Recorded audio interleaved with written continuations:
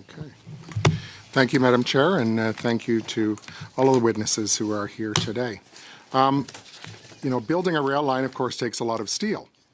And so I'd like to ask if you do have an estimate of the volume of steel that would be used in the Alto project, the number of tons or a range of the number of tons. It requires tons of steel, of concrete, of copper, of aluminum. In terms of steel, it's probably a bit more than 600,000 tons of steel. A third of it would be for the tracks themselves. The rest would be for the structural steel that are required. So 600,000 tons is quite a large volume.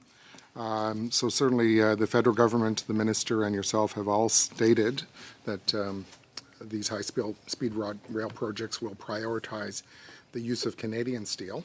In fact, the government held a famous rail summit in the steel town of Hamilton this summer in August.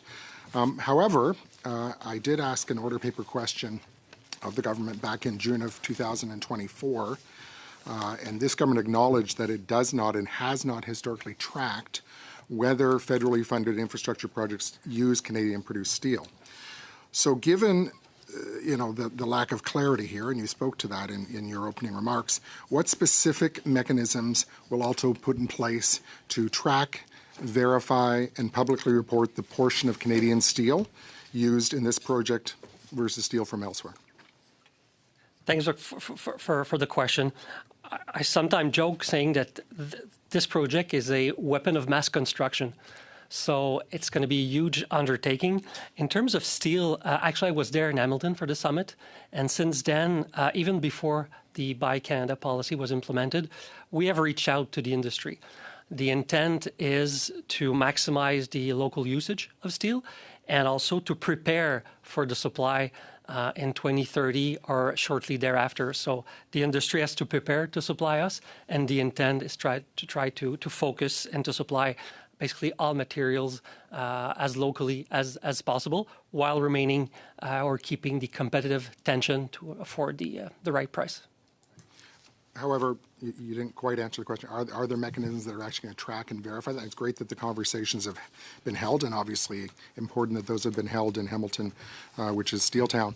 But are there, in fact, those processes that are going to be in place as you get into the details this fall, which isn't that far away?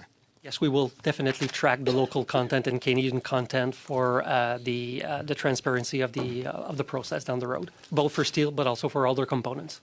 Okay. So would Alto commit to providing Parliament with periodic updates on that steel sourcing? The origin, the volume, the value, so that those claims can be independently verified? Definitely, and I think the intent is to do it and provide an annual report on local content. Okay. I know that one concern with large infrastructure projects is often with some of the early procurement decisions, you kind of lock in, maybe unintentionally, suppliers. And so, before some of the details have become known. So what safeguards is Alto going to put in place to ensure that early stage procurement, and surely that's being fleshed out now, doesn't intentionally crowd out Canadian steel suppliers before the full project approvals are in place? I mean, having worked in a large infrastructure project in the private sector prior to being elected to Parliament, I know that this can happen, particularly with those early decisions. We are not going to procure steel until sometime, probably not this year. Maybe start the process later next year. So no decision have been taken.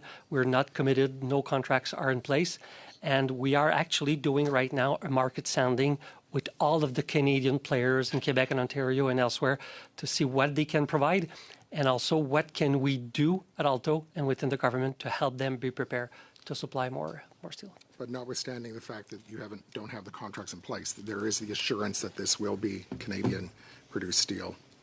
Well, I think we will definitely respect the Buy Canadian policy and try to maximize all local content that there is out there. Okay. You mentioned in your opening remarks that there's a 4-year construction for the Ottawa to Montreal portions. The other portions from Toronto to Toronto from Toronto, for example, and extending to Quebec City, what is the timeline on those? We don't have a very precise timing today because we haven't done sufficient work. The environmental process will only start early next year, and then we'll do detailed engineering for 2 years on the first segment. When we start the construction of the first segment, shortly thereafter, we will start building the other segments, potentially a couple of years after. No commitment today because I want to be prudent. I want to do my homework before throwing dates, but potentially 2 years after the initial construction period. So potentially a 6-year wait for people in Toronto. Something similar. So we start in 29, 30, and maybe 32, 33. But this is a guesstimate at this point in time. 1,000 kilometers, such a large endeavor. Engineering is the name of the game. We need to be on the field doing the detail work. And the Toronto to Windsor corridor, in terms of connecting that again to eventually Chicago and U.S. markets, how is that going to integrate with high-speed rail? The potential expansion to the west is something that we've been mandated to study. Mr. We're going to have to pause it there for time. I just wanted to ask one question, though, following up on Mr. Moose. Does Canada currently produce the kind of steel that Alto would require? For 2/3 of the steel that is required, we have no concern that locally produced steel will be available and competitive.